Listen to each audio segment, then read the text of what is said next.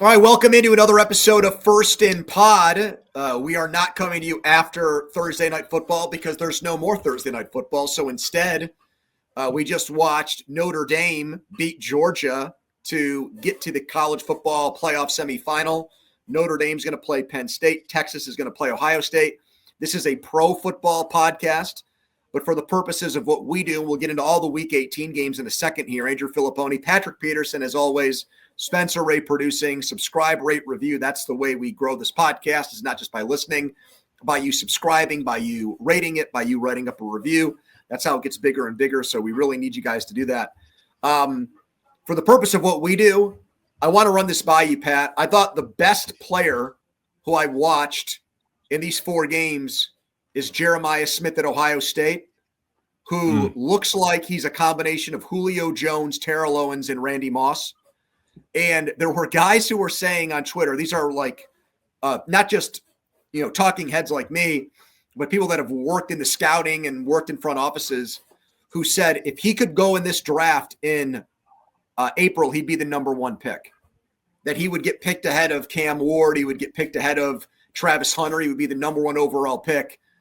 Wow. I've never asked you this question. What is your take on the NFL making guys wait 3 years out of high school when you have the rare dude like Smith or like Adrian Peterson back in the day who feel like they could play in the NFL after 1 year of college football? Nah, they got it right. And they should wait. Okay. Take your time. Why is that? Because these are grown men at the college level. Anybody that tell you the collisions, the contact is totally different. I know that college football is a little bit more I guess I won't say no holds bars because they're trying to make it safe there too.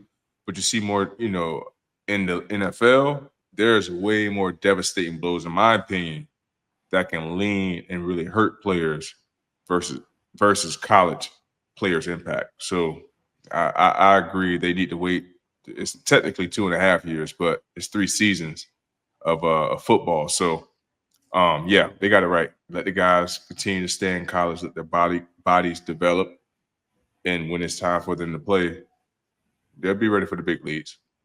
I feel like running backs get the shaft in that because these guys get worn down to the nub playing in college, taking the big workload and all the carries, and they get to the NFL and then they've got the shortest NFL careers. So if an Adrian Peterson or an Ashton Genty could go a year early and get an extra year of NFL pay and get into the league at 20 instead of, say, 22 or 23, I think it would help them out the most, Pat. Maurice Clarett tried it. He failed in court. I'd be curious if now the way that the courts have basically ruled against these leagues and college football so much, if someone tried it again, if they might win. But of all the positions, I think those guys get effed the most because they're getting paid more in college than they ever did before. At least we know that they're getting paid a lot of money now as opposed to it going out in duffel bags and things of that nature. But think about it, Pony. At the same time, you see guys getting banged up in college as well. So who's to say that a younger running back will still be able to sustain and be able to handle the punishment of an NFL back? Well, you would know that better than me. Content. I mean, if you had gone to the NFL a year before, and you had a massive rookie year, but if you had gone the year before, do you think you would have had the same success? No, I wasn't ready. No. Interesting. Yeah, I'm not even going to sugarcoat. It's like, yeah, I was ready for the league since I was in high school, this, that, another. No, I was getting ready for it. Spence just texted in and said, when did you know you were ready to play in the NFL? No, I knew I was ready to play in the NFL when I was in high school, but I knew my body wasn't ready. I get you know what I mean? So yeah, so like my body wasn't matured enough to be able to abstain the punishment that I'm going to be able to take. Because hell, when I was a rookie, my body was barely holding on because I was a punt returner and a cornerback. So your body needs to have time to fully grow, go through its growing phase, and have an opportunity to mature to where you can be able to endure some of this punishment that you're going to take in the NFL. I think if Ohio State plays its A game, I think they'll win this thing, and they might win the next 2 games even in blowouts.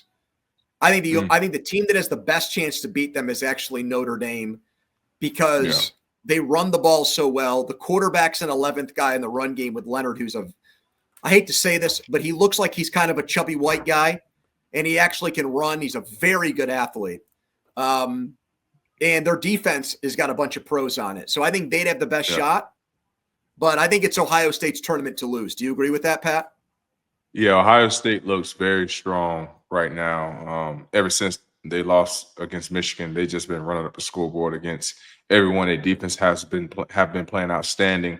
So it's going to be very interesting to see what the Ohio State's and Coach Ryan is going to be able to do moving forward, because I feel like they got their toughest opponent out of the way in terms of that's able to score as many points as they can. And their defense was able to hold them, to probably their league, their season low in points. Yeah. So I don't trust Texas just yet. Georgia just got knocked off tonight. We just saw that game. What's going on with your SEC now that everybody can pay players? They look like just another league, Pat. Yeah, that's why Nick Saban left. Even the playing field, man. So, and Notre Dame right now look like the team to that have the shot to because who do Ohio State play next? Do they play Notre Dame? Ohio State plays Texas and Ohio, and Notre Dame plays Penn State. Yeah, I like Notre Dame over Penn State, and I like Ohio State over Texas. And hell, what it sounds like to me, it sounds like Notre Dame is going to be in the national championship, because I really like how their team really play team ball. They run the ball very well. They convert on third downs, and they really, really play great defense, having the highest blitz percentage in the FBS throughout this football season. So we know they're going to bring pressure on defense.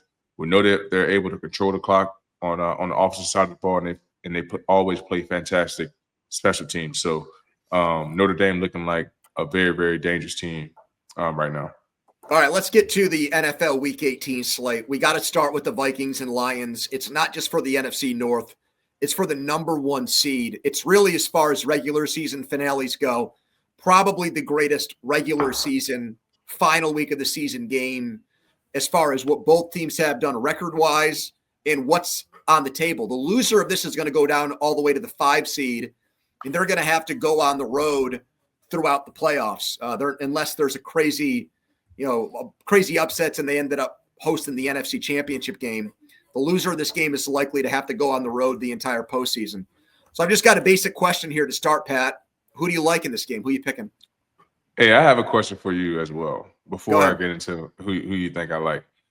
Do you think the NFL should change the seeding process? Because, like you said, the loser of this game is going to be 14-3, and they have to go all the way down to the 5th seed and go on the road. How is that possible? I understand everything, how it goes with the division winners and things like that. But my question to you, do you think the league, because at some point, I feel like it has to change into the better team's record at some point in order for them to play a home game.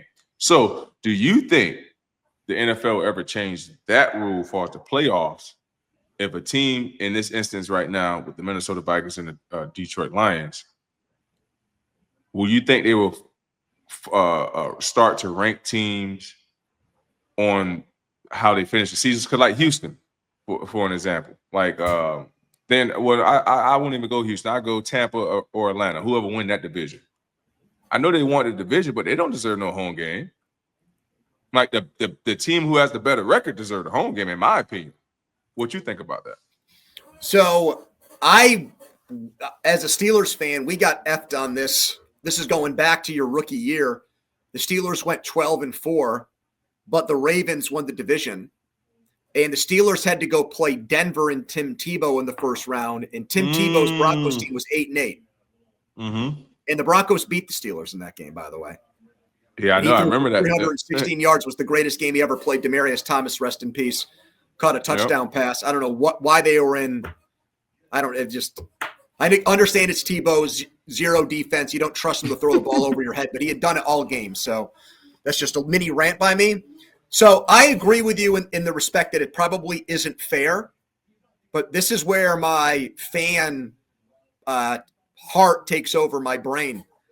I like that they overvalue divisions because to me, it makes it makes the regular season more valuable. In college football before the playoff, you get no mulligans. You get no mistakes. Right. So you were at 1 and 2. If you weren't there, you weren't playing for the championship. With as many teams that get in, I like that there's still a premium prize on winning your division, and it's an unbalanced schedule. You play 6 games in your division out of 17. It's not a huge amount. It's not half, but it's still a lot. So I like that there's huge stakes to winning your division. I liked when they expanded it to a 17 playoff because that meant only the best team got a bye instead of giving the runner-up a bye too. I like that it, made it so only the absolute best got the advantage of rest in the playoffs. But, dude, I understand where you're coming from. I mean, Minnesota's a better team than Tampa Bay and LA, and both of those teams are going to get home playoff games. I mean, the irony of this might be, to your point, if the Lions lose, just like last year, they're going to have to play the Rams and Matthew Stafford again, except it's going to be in LA and not Detroit. And they're probably better this year than they were last year, talking about the Lions. So it's interesting that you said this because when I thought about the question for this game, Pat, I almost did make that the question. Is the loser of this game getting screwed? Because you can make a strong argument, and you just did. Why is a team with 14 wins starting on the road against a team with 9 or 10? Yeah. Just do it by record. If you win your division, you're in. You're guaranteed a spot, but then it goes by record from there. If the NFL did that, honestly, Pat, I would be fine with it. I will be too. That being said, I think it would take a very popular team getting screwed for them to change it. Yeah, I agree. But now who you back picking? to your original question. Man. Who am I picking in this game? Man, I'm gonna have to go with the Minnesota Vikings. Me too. And Minnesota right now, it seemed like they're they're the best well-rounded team as far as their defense. I feel like Detroit is missing too many pieces on defense right now to be able to. The offense can score points, but can they score points against a Brian Flores defense? I don't think they'll be able to score 30-plus points on a Brian Flores defense. I think it's going to be a close game. I feel like I won't necessarily say Minnesota wants it more, but I just feel like Minnesota is the healthier team. I feel like Minnesota they can establish the run a little bit better with what's my man name? Montgomery Jones? Being out of with Montgomery being out for Detroit.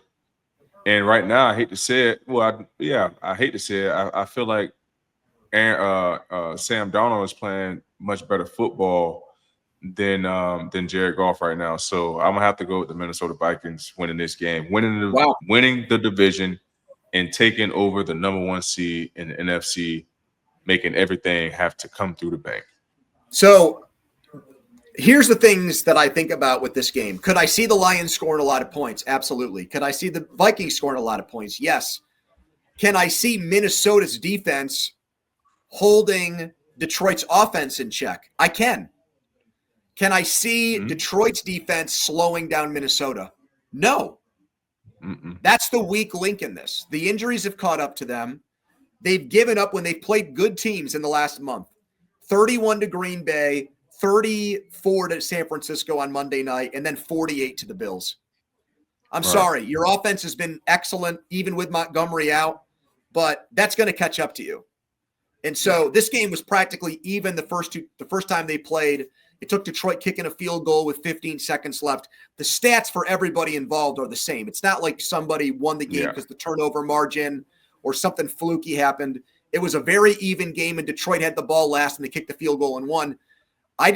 Ranking in order, I think Detroit's offense is probably the best unit in the game, but it's a very small drop-off to Minnesota's offense. And then I think Minnesota's defense is way better than Detroit's defense right now. So I'm going to take the Vikings too, man. They're going to get the number 1 seed, and Detroit's going to have to go to LA or Tampa in the first round of the playoffs. All right, Chiefs Broncos. Patrick Mahomes is set to take a break, which is much needed. Will other big name starters and with all this time off is smart for the Kansas City Chiefs? No, I don't think it is. I think they're put in a really bad spot with this game, Pat. I don't think resting for what amounts to 3 weeks. This game, the bye week, and then wait until the divisional round. I don't think that that's a good situation. Every time they've won the Super Bowl, they've only had 1 week of rest. Last year, they rested in week 18, but that's because they played in the wild card round against Miami. 2 years ago, they needed, because of the horrible situation with Damar Hamlin, they needed to play week 18 to clinch the number 1 seed, and they played all their starters. The year that they won the Super Bowl back in 2019, they actually needed to play and get help to get the second bye back when both the first seed and second seed got the bye. So this would be the first time in the Mahomes era that they've done this, where they've had 2 weeks of rest and then played. The Ravens did that last year, Pat, and they were lucky that they played the Houston in the first round because they had a horrible first half, and it took them 30 minutes to basically find themselves, and they blew out the Texans in the second half. I'm not sure, maybe they'll get lucky with who they play in the divisional round, but maybe they won't. I mean, maybe a slow start could do them in. Now, the flip side of it is, what would I do in that situation? I wouldn't want to risk Mahomes to injury or Travis Kelce or any of those guys either. But, I mean, we'd see the Colts every year with Peyton Manning do this, and it would bite them in the ass in the playoffs. They would come out and they would take 30 to 45 minutes to look themselves. So I think it's a kind of damned if you do, damned if you don't situation, Pat, but I don't think it's a great situation for them missing all this time. Yeah, they are in a tough spot right now, but I think you have to manage Patrick Mahomes' manage his time in the game just because of the ankle injuries that he have obtained throughout the season, being hurt twice, as far as we know, that was reported on an injury report. So I feel like you have to start Patrick, or you don't have to. You should. He's give him not. some playing Carson time. Wentz is going to start. He's not going to play at all. So, yeah, I don't think it's smart to have that much time off on certain players. Patrick Mahomes, I'm okay with him being off, but the other guys, I feel like they should play, just so they don't get out of a groove. Because I don't know how. I think I did have a bye one time in my career with the Arizona Cardinals in 2015, and like you said, we played the first half and didn't play the second half and had that week off and then played the following week. And we started off slow as well. And, we had one of the better offenses, throughout the league, and where it was only able to put up, I believe, 13 points or maybe 16 points or whatever the final score ended up being. So it's like you said, it's a damn if you don't situation. But I'm a team that, getting that number 1 seed is all fine and dandy, but I want to play every single week. If Mahomes were healthy and had no ankle injury, would you play him some in this game? Yes. He had no ankle problem. Yeah, 100%. Yep. If he was healthy and had no issues health wise, yes, I would 100% put him in this game. Because at the end of the day, I'm just going off history. Like, Patrick does a great job of not really putting themselves in harm's way. Like, I understand his line has not been the best, but at the same time, you never really see, Patrick really taking a devastating blow, because he's not a stationary target in the pocket. He's always moving. He's always changing the pocket, So I have a ton of trust in him as far as him getting rid of the ball, him protecting himself to get out of that game unscathed. So, yeah, like I said, if he was healthy, no doubt about it, I'm suiting him up and he's going to play. None of the last 5 champions, by the way, did this where they did rest, bye, played, and won the Super Bowl. So it has not been a winning formula. It's been more of a curse than a blessing for any of these teams the last few times in the playoffs. Let's do the Saturday games. We've got 2. They're both AFC North games. Ravens and Browns play the early game. Steelers and Bengals play the late game. Ravens are a monster favorite. They're a 20-point favorite because Cleveland's playing Bailey Zappi. And the Bengals are actually favored on the road against the Steelers because of how hot Joe Burrow is right now. So it begs this question, Pat. Who's more deserving of the MVP, Joe Burrow or Lamar Jackson? Man, I got to go. I mean, both of these guys are my guys. Lamar being from Florida, Pompano, exit 36. Joe Burrow, going to LSU, helping us win a Natty in 2019. Oh, man. This is a tough one, man, because I know it's a all about what you have done for my team. Both of these guys have been outstanding, like just outstanding. But I'm gonna have to go with Lamar Jackson. And here's why, man, because everybody, ever since Lamar has gotten drafted, everybody's been talking about he can't pass, when he's going to get better at passing. And as far as I understand, he has gotten nothing but better each and every year throughout his career, passing the football. This year, having 3,900 yards, completion rating at 67, 300 for 442 attempts.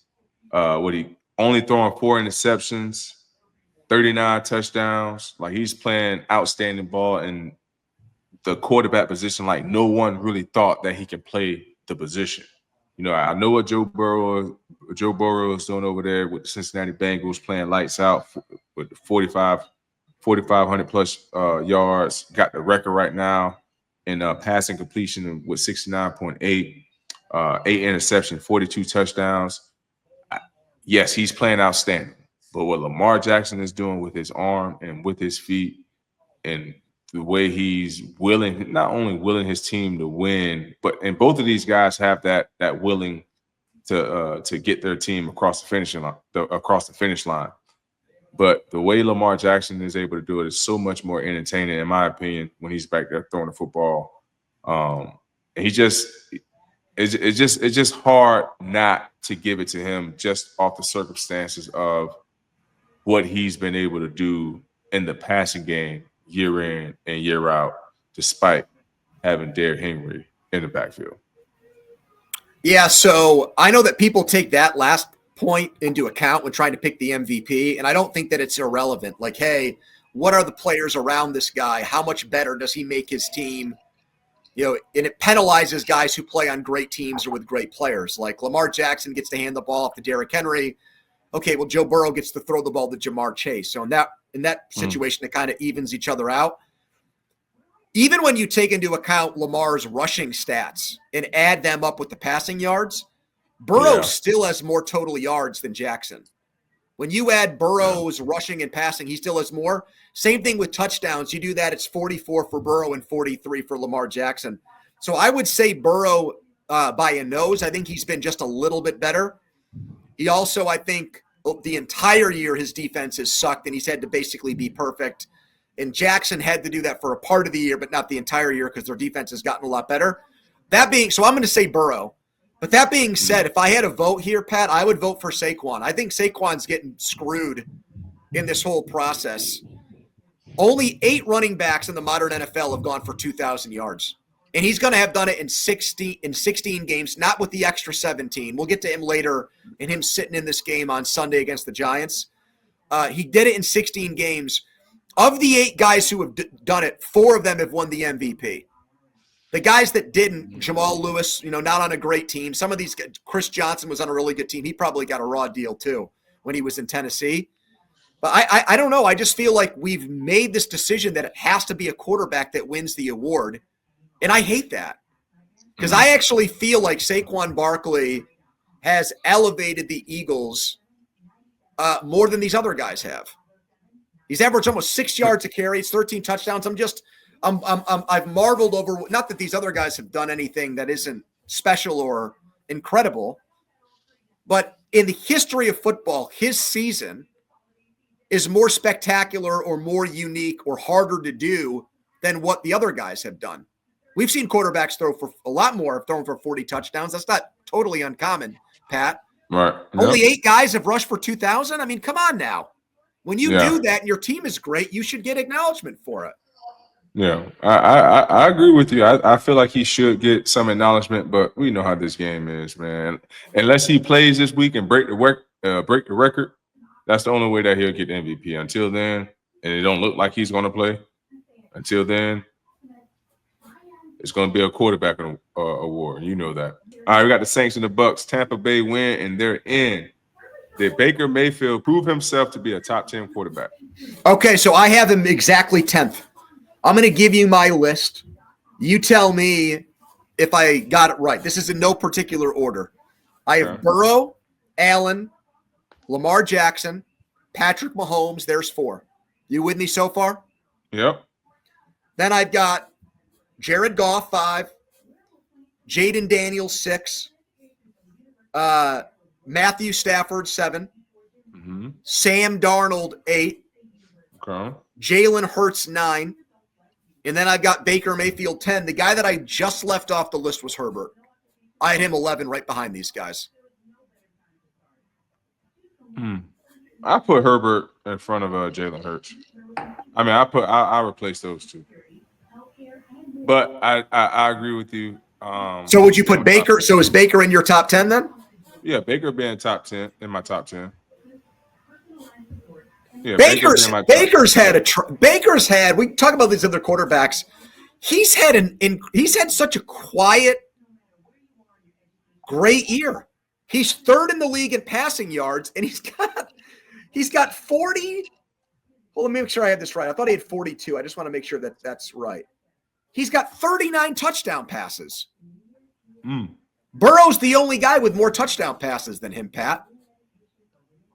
And Chris Godwin got hurt 2 months ago.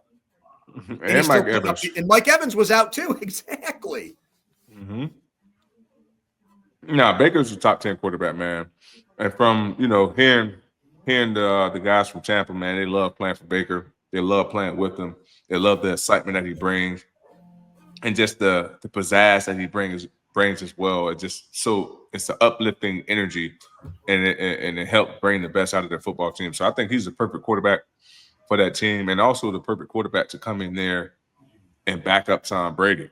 You know what I mean? To come in there and try to fill those shoes. I know those shoes are going to be some very big shoes to fill, but as far as the attitude towards the game and the way he cares and love about his team, love on his teammates, is almost identical. And I feel like that's why he was able to fit right into that organization and fit right into that culture that Todd Bowles and Bruce Arians and Jason Light was able to build over there in Tampa. So Baker's definitely a top 10 quarterback in my books, going off this season's work. Panthers and Falcons, they need Tampa to lose, which isn't happening. So their season's going to end on Sunday against Carolina. So they blew the division. They had a huge lead. They had the tiebreaker because they swept the Bucs. They're not going to make it. But they've got Michael Penix now. Should they feel good about their future?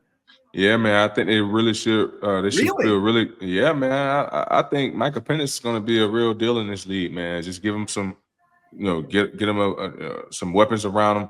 He got weapons around him.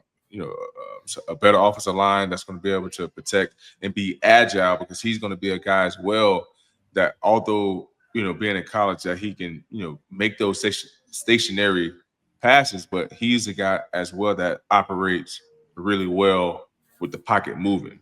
So I won't necessarily say they found their franchise quarterback just yet, but I feel like they are in a good place looking at the last 2 games that the Atlanta Falcons have played with Penix being their quarterback. I know the first game it was kind of like a clock management type of game, not really letting them throw the ball. But the second game, he really against who they play, Washington. Washington. Yeah, they played Washington, so they really started to open up the playbook a little bit and had the opportunity to win that ball game. They should have won. So, down the stretch. So I feel like I think Atlanta Falcons really feel good about their choice on drafting Penix in the first round. I know they feel really bad on giving Kirk Cousins all of that guaranteed money off of injury, and it seemed to not have worked out for both sides. Well, for them, I won't say both sides, for them. But yeah, man, I really like what Penix has been able to show, and now going into this third game, now it's going to be interesting to see how they unload the playbook for him this week to really continue to help flourish throughout this offense. So I don't feel as optimistic as you. I don't feel good about the organization as a whole because of a lot of what you said there about the Cousins deal. They're going to get rid of him, and they're going to be stuck with a $90 million cap hit for next year. So they've forfeited any advantage they have from having a cheap young quarterback because of how much they're going to pay Kirk Cousins against the cap to not play for them. The other thing that concerns me about them is I think their offensive talent has been way overrated. Bijan's the real deal. They've got a running back. We know running backs don't play forever. He can do everything. That wasn't, I think, a good pick necessarily. But now that he's there, I think he's, a tremendous player. I think Kyle Pitts, I hate to say it, I think the guy is buns. I mean, I think he's just a guy. I hate to say it. I think he's just a guy. I think he's great in college. Kyle Trask threw the football a million times. I think he's just a dude. And I don't think Drake London is a number one receiver. I think he's more like a 2. They drafted him like a 1. And they passed on some unbelievable guys to take him. The offensive line there is just so-so, has gotten worse. 7 straight years with a negative point differential. I think it's just a lot for one guy to overcome, man. And maybe Penix will be that dude who does it. But no, I'm not in the same division as Tampa with Mayfield. We just said he's a top 10 quarterback. And we'll see what happens with Bryce Young next year if they can get better pieces around him. I don't think they're in great shape. Well, I guess all we have to do is wait and see. All right, we got the Dolphins Jets. If Sunday is Aaron Rodgers' final game, what is his NFL legacy?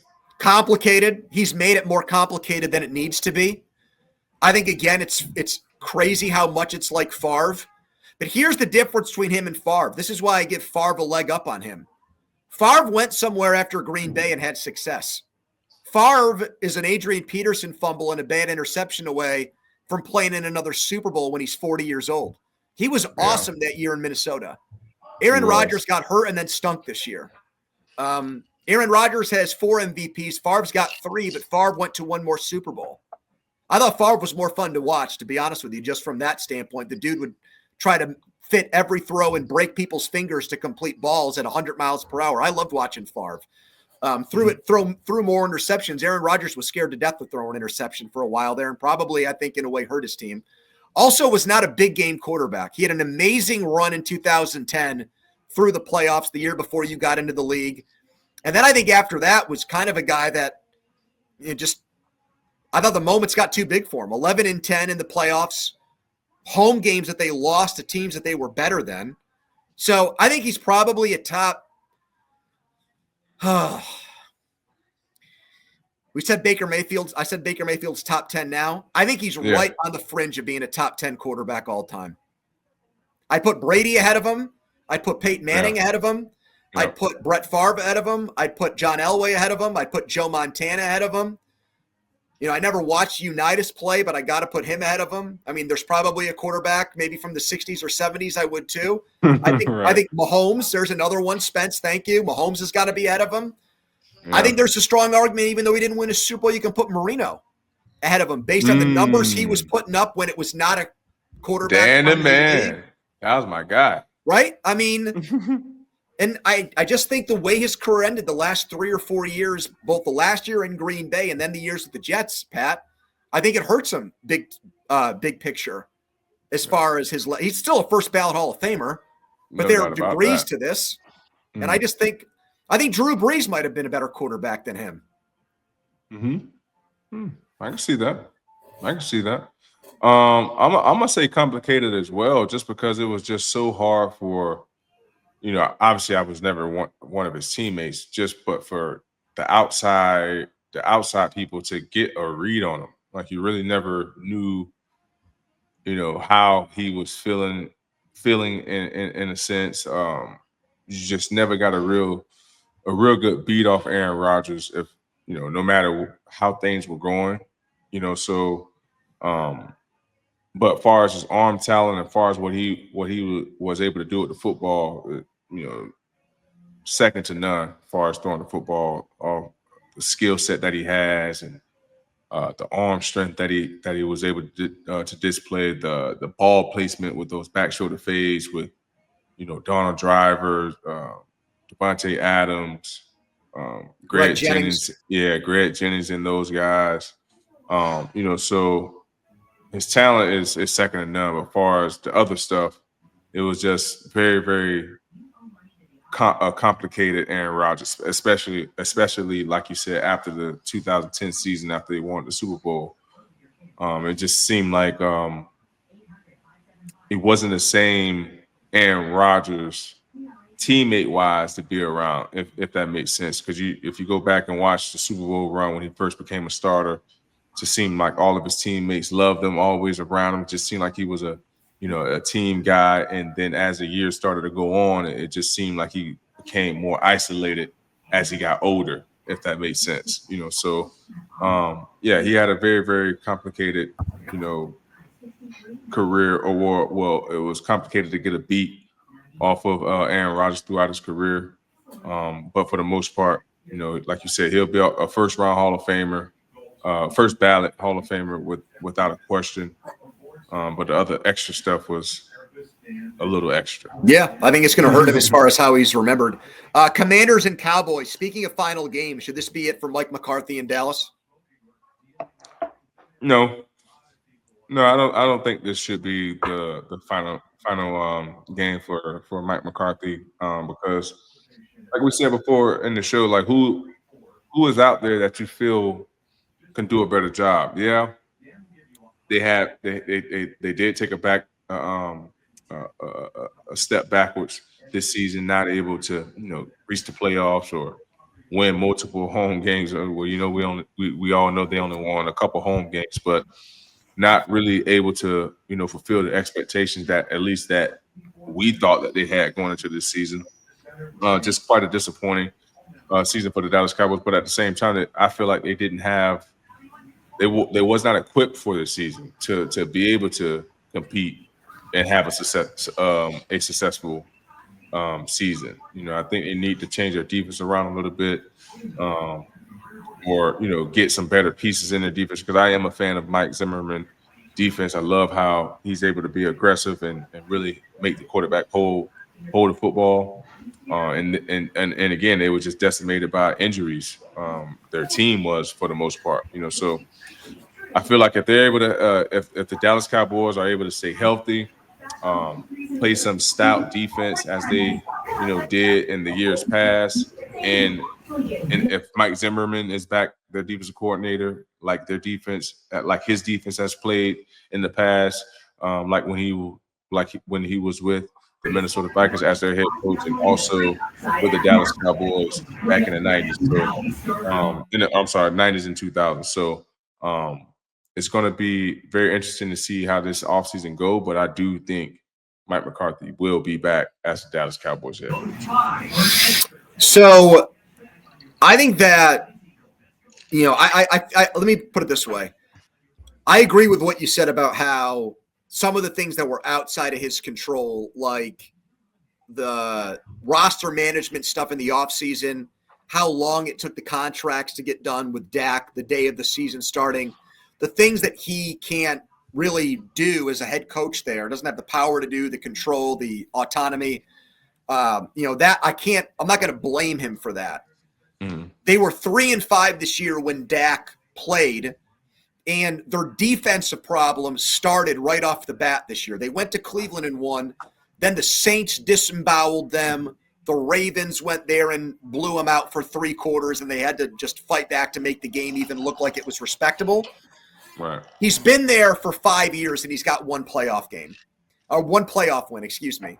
So do I think Mike McCarthy's still a good coach in the NFL? Yeah. But I think a separation is good for both. I don't think that the Cowboys are necessarily going to be better off. But if I owned them, I would look at it like you had 5 years, you won one playoff game, really not any better now than we were when you got here.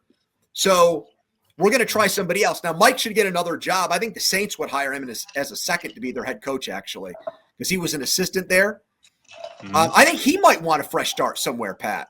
If I'm Mike McCarthy, I'm not sure I want to be in Dallas next year, to be honest with you. Right? I mean, it cuts both ways. His contract's up, so he can go take another job at the end of the season. I would interview in other places. So Mike contract is up after the season? Yes. He's a free agent. Very much more interesting now. So I look at it like it's probably beneficial for both sides to go their separate ways. And you've asked the question what I would do with the Cowboys. I've said this before. I would bring Pete Carroll in, and I would give him a shot for 2 or 3 years and see what he can do with this team. Because I think he'd make the defense better pretty much overnight. Yeah, I like Pete Carroll, man. I'm a fan of Pete Carroll. All right, we got Chargers Raiders. Should Brock Bowers beat out Jaden Daniels for Rookie of the Year? No one's talking about this. And Jaden Daniels has had an incredible year in what he did in overtime against Atlanta and getting the Falcons back to the summit here, or the Commanders back to the summit here, where they're in the playoffs, and it's the most optimism they've had since right before RG3 blew his knee out there. I don't even think when they had Kirk Cousins as their quarterback, they ever were this excited about their future and where their quarterback could take them. So I would say that Jaden Daniels should win the Rookie of the Year, but I think it's barely. I think Brock Bowers has a better case for the Rookie of the Year than Bo Nix does in Denver. And I would say a better case than Brian Thomas Jr. in Jacksonville, who's also had a monster year as a rookie wide receiver. He's third in catches behind Jamar Chase and Amon-Ra St. Brown. That's all you need to say. I'm trying to find his stats too. He's seventh in yards and he's third in catches. Yeah, and I'm trying to find his stat, man. I just saw it today. I thought I saved it. And with Aiden Connell and Gardner Minshew and Desmond Ridder as his quarterback, with no other weapons in their offense that teams could – I know people say, well, it's a mismatch. You can match up with linebackers and safeties. Okay, teams, if they wanted to every week, could say, let's make sure we don't let Brock Bowers beat us because no one's ever heard of their running backs and nobody knows who their wide receivers are now that Devontae Adams is with the Jets. Seriously. Right. No, too good. But I'm trying to find his stat, man. I saw a stat today where he's like a couple catches for breaking the tight end all-time reception record, like in NFL history. Not no damn rookie. Spence, give us most catches in a season by a tight end, if you can find that for us. Pull that up for us. Yeah, please do. So would you give it to Daniels or would you give it to Bowers? I'm giving it to Daniels. Okay. Yeah, Daniels gonna win it. I mean, it's just. But do you think Bowers has a strong case? Yeah, he has a strong case, and I feel like he obviously plays for a horrible team, so a lot of people haven't really watched him play. Yeah, so 116 catches is the all-time record, and I think he has like 100. He's at 108. He's going to get there, dude. They're going to feed him the ball in this last game, and he's going to break that record. Yes. Zach Ertz is was set. What year was that? Shout out Zach Ertz for having that record. What year was that? Yeah. So that's going to be he's going to 2018. Oh, that's the year they won it, right? No, that's the year after they won it. They won in 17. After they won, okay. 17, okay. But yeah, Jaden Daniels going to win the MVP. It just sucks that Brock hasn't really got no pub all year long, because nobody has really been watching the Raiders. And for good reason, no one's been watching the Raiders. We got to watch him because we do this podcast, but you don't have to apologize if you're not watching him every week. Yeah, and he is a baller.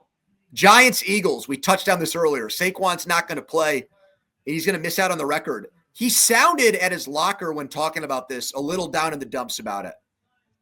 I thought he might have coached himself up and had enough. Seriously, did you know the story about Walter Payton with that, right? You know the Walter Payton story? I'll tell you this very quick story. Some of our listeners probably know it. So when the Bears won the Super Bowl, William Refrigerator Perry scored a touchdown. They gave him the ball at the goal line. Walter Payton never scored a touchdown in that game, even though they killed the Patriots. And he was so pissed at Mike Ditka after the game. He's devoted his life to the Bears. He's near the end of his career. He's finally on this great team. They win the Super Bowl, and he doesn't get to score a touchdown. And after the game, he's pissed. They're celebrating a Super Bowl win, and the great Walter Payton is livid. And the PR director for the Bears had to pull him into a room and said, Walter, if you go out there and talk right now and sound like this, the only thing you're going to be remembered for is you're going to be the guy that after your team won the Super Bowl that was bitching about how you didn't score a touchdown. And it clicked. I mean, he's one of the great human beings of all time too. It clicked, I think, in that moment, he's right. I need to at least pretend right now like I'm not offended by it. So I'm saying that because Saquon Barkley looked like his feelings were hurt, that they were not going to give him a chance to set the record. Because think about it too, Pat. It's against the Giants. Yeah. It's against the Giants. So he knows he's a great player, but he might never get another shot at this to break the record. I know. So to answer your question, no, I do not agree with this decision because, like you said, man, like you to have your singular name etched in NFL history to do something that no one else, it's going to take another 30, 20, 30, 35 years to break. Man, it's nothing like having that crown of having, whatever the single season record is. So and it's 101 yards and it's against is the team who drafted him, the team who played with him throughout the free agency. So yeah, I disagree with this because I want to be hell if and even if I was him, like, nah, coach, I get what you're saying. Then again, I don't want to sound selfish at the same time. Yeah, I see the team want to be able to. I get what you're saying. Far as coach, I'm speaking to coach. I see what you're saying. Far as you want me healthy, you feel like I'm a major key to the team, a major key to our success. And like you talked about early on in the show, you felt like Saquon elevated the Yes. Philadelphia Eagles as a Yeah. team in totality. So I get that, but at the same time, man, those records are hard to break. And when you come that close and you have the opportunity to break it, it's hard to pass up on an opportunity, man. That's just how I am, man. Like then again, like I said, I don't want to sound selfish and be like, man, it's all about me.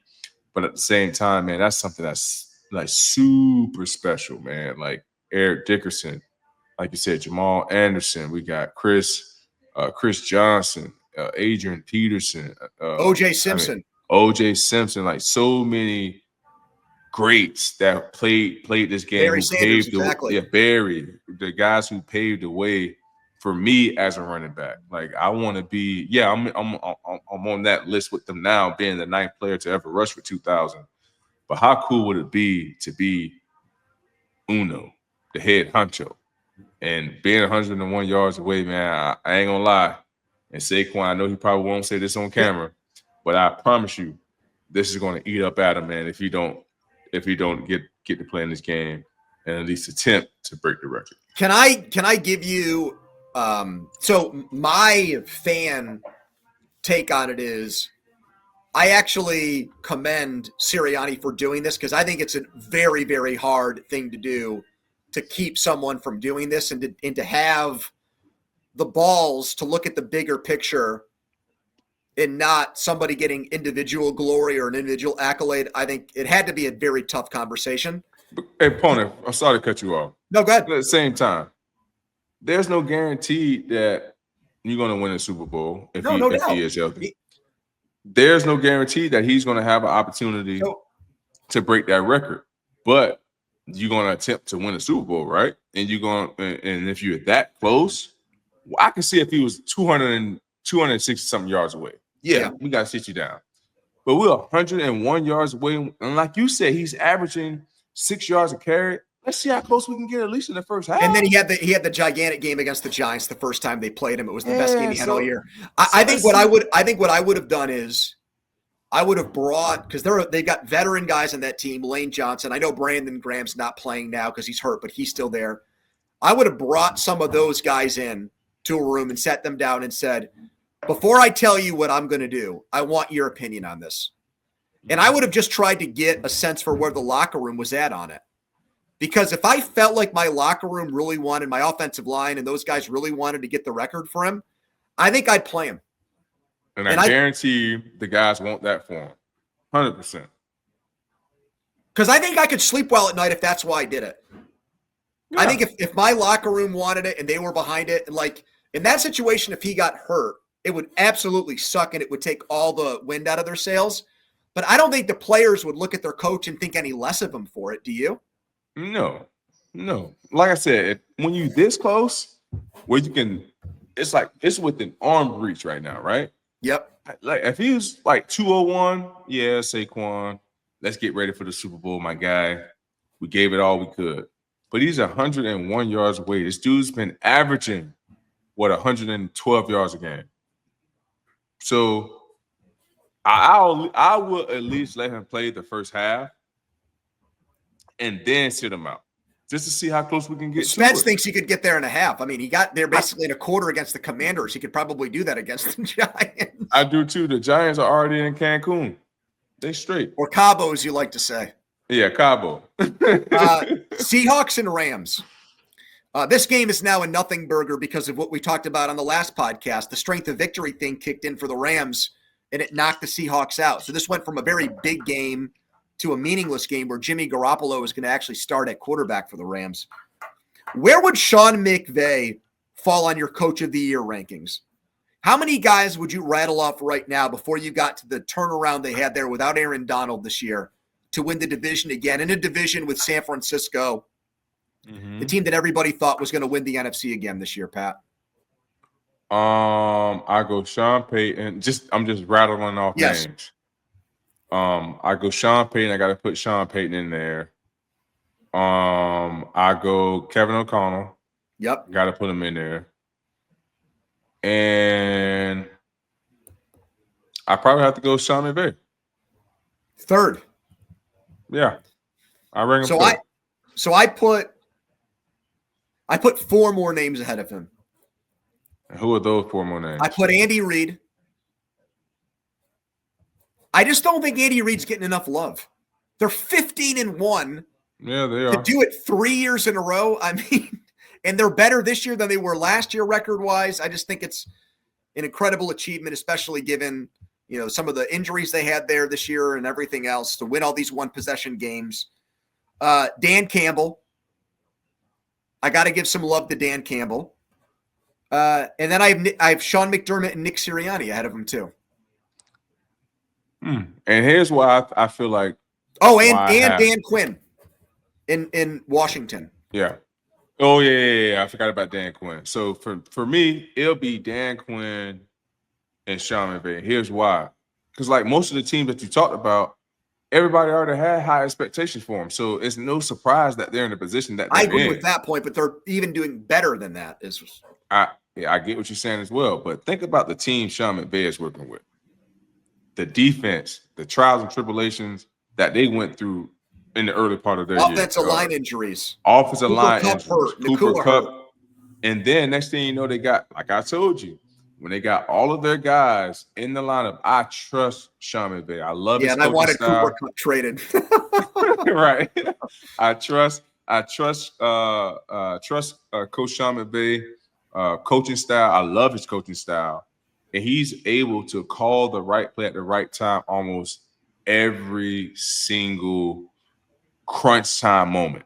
Like he just have a knack of calling solid, good offensive plays when the time is called upon. So, Sean McVay and Dan Quinn, man, they'll be my guys, up there, and Kevin O'Connell. Those will be my top 3. Those will be my top 3 coaches of the year, ranking wise. Bills, Patriots. Drake May will play if healthy. What should the New England Patriots do with their first pick?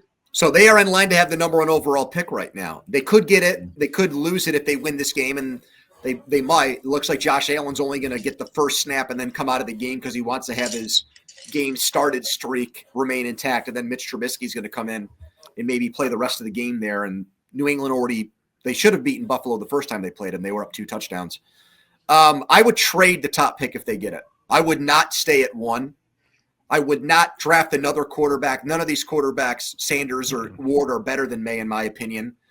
And I would rather have extra picks and move down a few spots than take a non-quarterback with that pick. I just think history suggests that. The last 4 non-quarterbacks to go with the number 1 overall pick are Travon Walker in Jacksonville, Myles Garrett, Eric Fisher, and Jadeveon Clowney. Myles Garrett hit. The other 3 guys didn't. So I'd rather have extra high-end picks and trade the pick to someone that's quarterback hungry than make the pick. I think the Patriots have too many holes to just try to fill it with one guy there, Pat. How about you? Yeah, I feel you 100%. Or maybe you think Hunter's that good. I mean, I'll listen to you on that if you think he's that much of a alpha. No, he is an alpha, but if I'm the Patriots, I'm trading the number 1 pick away. Like you said, they have way too many holes to be filled I feel like they can find the right offensive lineman with the right pick, slot selection in the draft, because we know they're not going to draft a quarterback. Keyshawn Johnson. I've said we never seen a receiver go number one.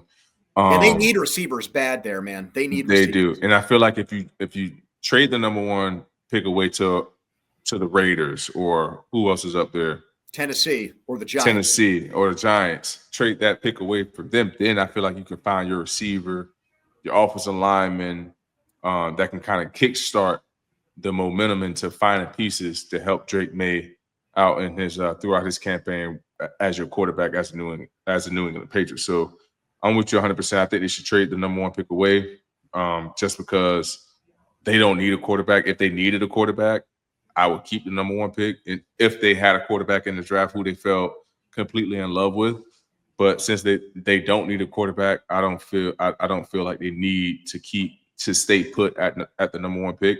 I feel like they should definitely have open ears to Giants, Raiders, and Tennessee as far as trading back in the draft to get the guy who can really help kickstart their 2025 draft class to kind of help this team get in the right direction. Bears and Packers. Caleb Williams said this week at basically his end of season press conference that he wants to be coached harder next year. That's his thing he's looking for, craves in the next coach. Pat, what does that mean?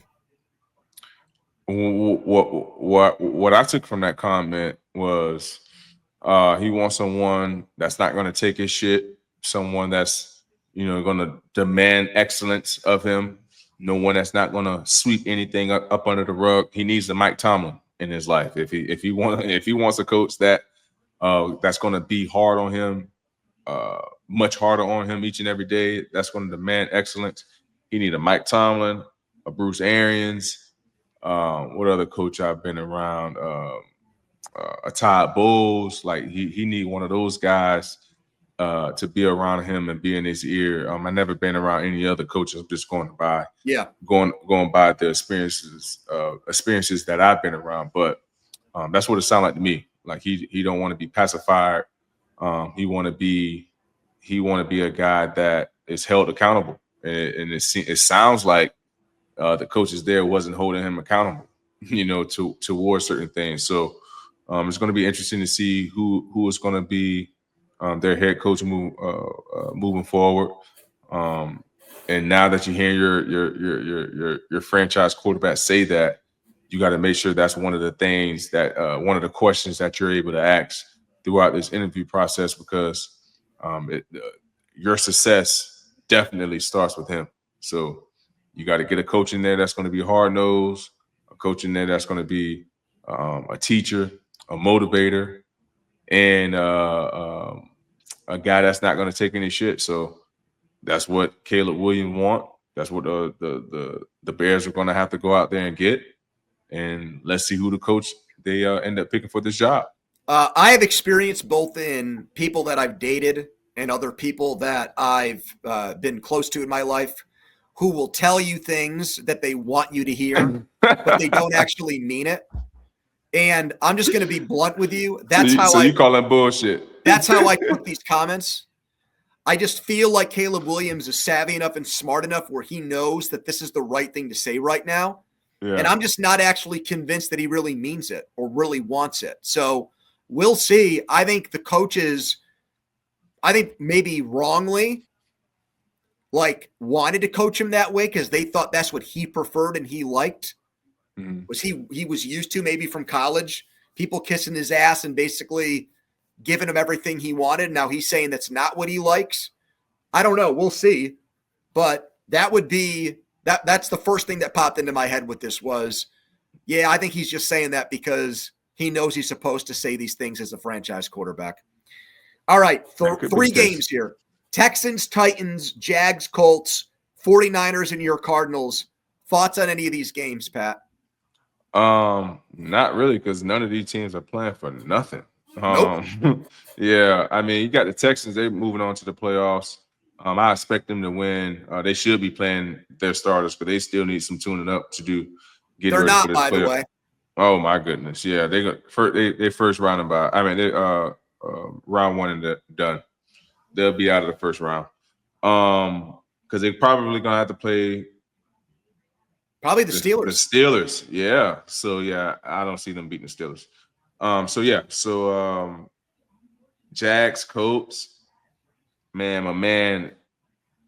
Speaking of having the right things to say, in the media, why do my man Richardson just continue to give the media clickbait? Like, you don't have to tell these people how you actually felt when you woke up in the morning. Talk about you couldn't stand. Come on, man. Like, you keep that to yourself. Like, you know what? That's actually, I'm happy that you brought this up, because the thing I was going to throw out there on these 3 games was actually about the Colts too. So Pat McAfee, and I don't know Pat. I don't know Pat that well, but I know him a little bit. And Pat is very pro athlete. He almost never says anything that's super critical. He likes the fact that his show is very, positive when it comes to what athletes do, because that helps him get athletes on his show. I mean, that's, JJ Watt, Aaron Rodgers, you name it. Guys want to go on with him because it's supposed to be a fun show. It's not supposed to be one where guys get their balls broken all the time. Right. So when he said these things about the Colts this week, it obviously, as a former Colt too, his comments blew up because he was so hard on them and was so hard on Richardson. I was going to ask you, when you were playing, did you get pissed off if a former athlete or former player said something that you thought was out of pocket about you or about the teams you played on? No. No? Mm-mm. No, not really, because at the end of the day, that's their opinion. Like, I never let what someone say about me get me bent out of shape. That's their opinion. That's what they're getting paid to do. We're moving on. That's not going to stop my day. That's not going to make me upset. Now it depends on what they say. If they're talking about my play and it's true, like, I'll tell you right now, I'm the hardest critic to ever grade myself. Like, I don't like to have a false step. That's a minus to me. You know what I mean? So if an analyst, if someone has something negative to say, and if they played the game and they're speaking on terms that I feel like, they're right. They're right. I got to be better. I got to do better. You know what I mean? Then I just, I take it with a grain of salt. Now, if they're talking about something that's completely outlandish, at the end of the day, that's going to show his head as well. I'm like, man, what the hell are they talking about? Like, I never did that, or I don't know what they're talking about. At the same time, that's going to show his head. So, like, for me, I never let anything outside of, in the media, or at least when I was playing or a fan or anything like that, dictate or, change my mood towards how I came into work or how I attacked my job at hand. Do you feel like a lot of the people that have made a living breaking down tape and stuff know what they're talking about? No. Because that's everywhere on social media now. Yeah. Guys who watch film for a living that actually did not play the game.